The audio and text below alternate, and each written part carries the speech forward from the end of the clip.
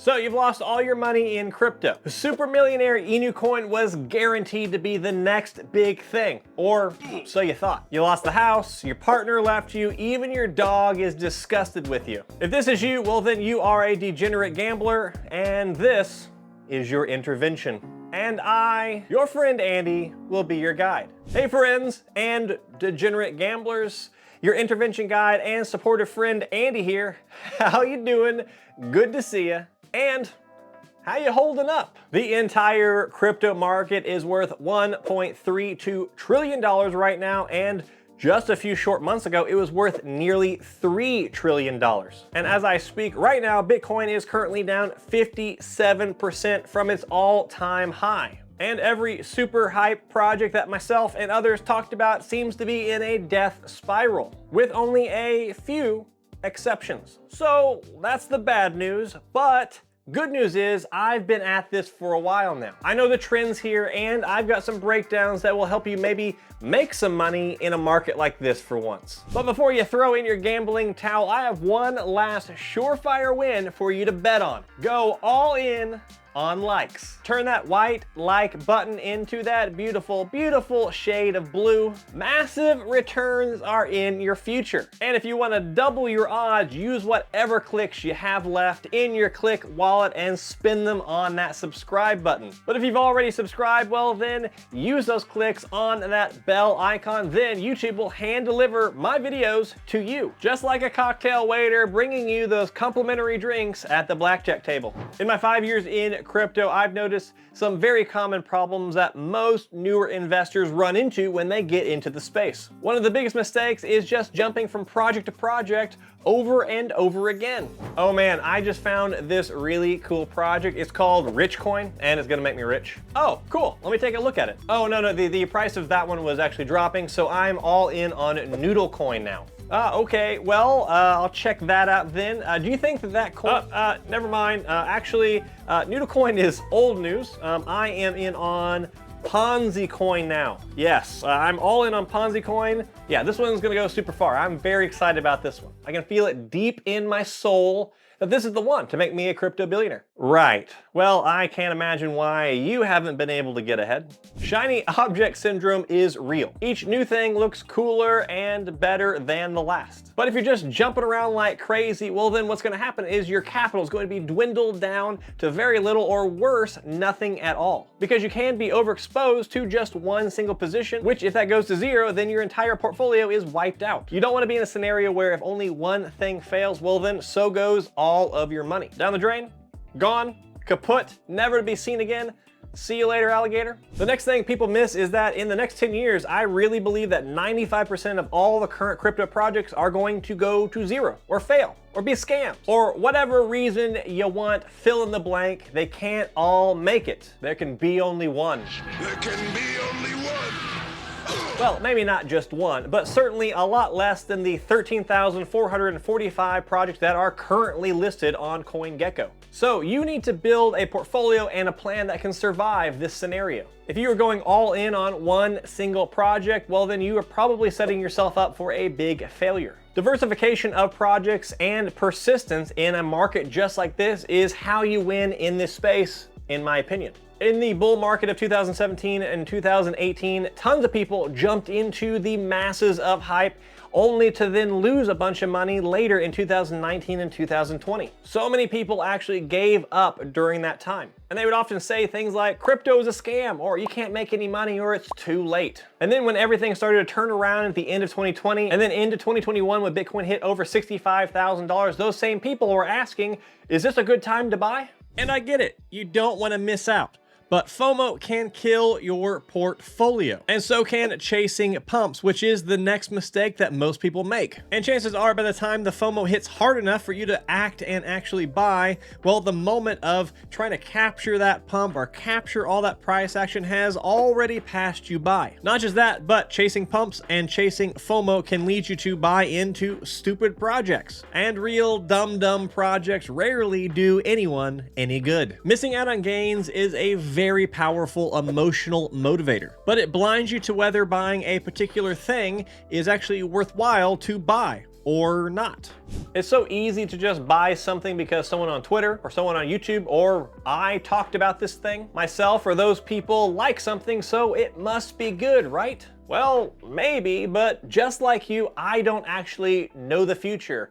Sorry to spoil that one. So that just means I'm using my best guesses in this space, and that means sometimes I get things wrong. And if I did know the future, would I be here making these videos? The answer is no. I'd be a billionaire on a beach somewhere with a collection of bazookas, launching them at my mini yachts. Just for fun, because that's what billionaires do, I think. That's what I would be doing if I could tell the future.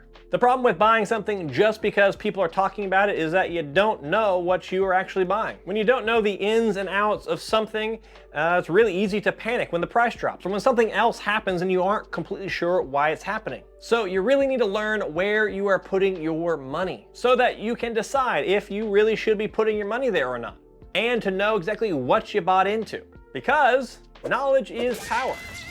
But what do I know? I'm just a guy from the internet. Don't listen to me. Do your own research and make your own decisions. Another big mistake that people make is thinking too small.